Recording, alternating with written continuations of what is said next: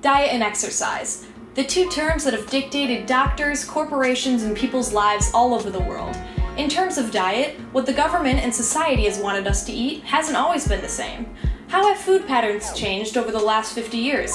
And what about exercise? How have people worked out back in the day? I'm Jillian Plant, and today we're going to take a look at how our understanding of diet and exercise has changed over the years and how we can make it work for us. Let's begin 50 years ago in the 1970s. In 1977, a United States Senate committee released a report called Dietary Goals for the United States. And in that report, they determined that fat and cholesterol were the enemies we needed to fight within our nutrition. So they demanded low-fat and low-cholesterol diets for all. As a result, a lot of people started using soybean oil instead of fat, but these oils were often hydrogenated, and now we know that these hydrogenated soybean oils result in the creation of trans fats, which are still regarded as very bad for you to this day. In the 1980s, the government began to recognize the danger of other substances, such as too much sodium and sugar. However, the beliefs of the 1970s lived on, and we started to see a trend of industrially crafted foods that are made to be low in fat and cholesterol, but packed with micronutrients like vitamin B3. And we still see these items exist today. You can find them in pretty much any grocery store. At the same time this was all happening, new forms of exercise began to come into play, such as jazzercise from the 1970s involving dance and music. Jane Fonda began to popularize aerobics in the 80s, which was basically a spin-off of jazzercise. In addition, at-home workouts such as yoga and bikes began to become popular as well. Despite the skyrocketing obesity rates all over the world, people exercise more than they did in the 70s. Mandatory health classes that teach the benefits of exercise may have helped in this process. Let's revisit the topic of diet and nutrition. Throughout the 90s and today, extended nutritional studies have found that it's not very healthy to only eliminate one nutrient from your diet, such as fat. By advising a low-fat diet without really telling us how to change anything else, the government back in the 70s and 80s wasn't really doing us too much of a favor.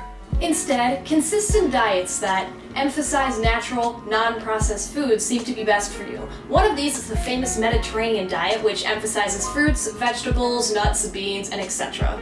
So it's good to eliminate heavily manufactured foods like this right here, but make sure to include healthy, plant-based foods into your diet as well. Even if they seem fatty, they're good for you. Just like these nuts right here. Despite this, society likes to place emphasis on the very foods that we know we're not supposed to eat, like chips, candy bars, and soda. If you visit a grocery store, you'll see aisles containing these products. If you drive to work, you'll most likely see a McDonald's or Burger King on the way there, since the amount of fast food restaurants in America have doubled since the 70s. These are all forms of temptation that have probably helped contribute to the worldwide obesity rate that's growing every single day. However, just because they're forms of temptation doesn't mean that you have to give in. Here's some tips I have for staying healthy and avoiding junk that won't help you in the long run. Tip number 1. Remember to exercise at least 30 minutes a day. Exercise that falls under the aerobic category boosts your lung and heart health, and you have a lot of options here. This includes running, swimming, and even walking. Aerobic exercise can work inside of your brain, lifting up your mood and growing your cells to give you a mild cognitive boost. So it can make you happy and smarter. It also opens up your blood vessels, allowing blood to flow freely without these vessels getting clogged, and this prevents heart disease. Number 2. If you decide to treat yourself a little bit, remember these two really important words: portion control. Almost all packages of processed foods have a recommended serving size on the back. Pay attention to that and try to eat accordingly. Maybe even give yourself less than what they suggest if you really want to manage what you're eating.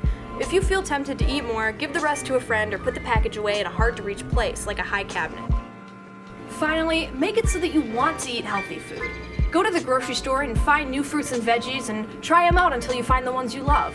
And there's tons of ways to manipulate these foods, and there's recipes online that will show you just how to do it.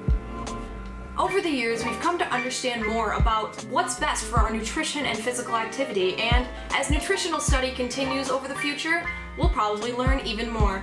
Thank you guys for watching and stay healthy.